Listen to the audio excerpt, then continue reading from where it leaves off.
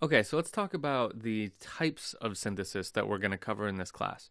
Now, there are a lot of different types of synthesis, um, and because this is kind of a fundamentals class, I'm not going to go into all of them. What I've decided to do is focus in on two of them and really explore them and let you know how to find the different elements of each and program your sounds in those two different styles of synthesis. Now, that doesn't mean that you'll be left totally high and dry when it comes to the other kinds of synthesis.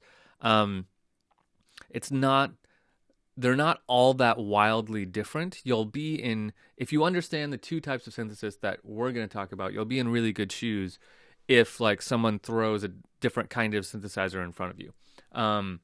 So what we're doing here is I'm giving you really, really, really solid foundation so that when you explore these other kinds of synthesis, you'll really understand what's going on really quick. So I'm going to focus in on two kinds of synthesis. The first kind called subtractive synthesis, and we'll be using Reason Subtractor synth, as you can tell by the name. That probably has something to do with subtractive synthesis.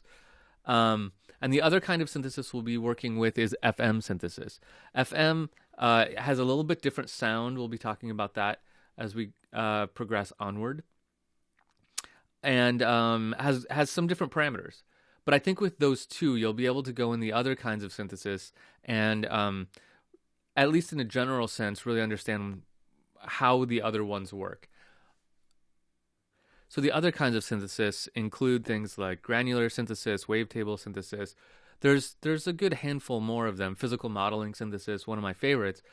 But here, to give us a really solid foundation, we're going to focus on FM and subtractive synthesis to get us off the ground and create a really solid foundation for your work with synthesis. So with that, let's progress on and let's start talking about the key fundamental elements to all synthesis, not just FM or subtractive, but when we look at a synthesizer, what are we looking for? There's four key elements, and I want to focus in on those first. So let's do that in the next video.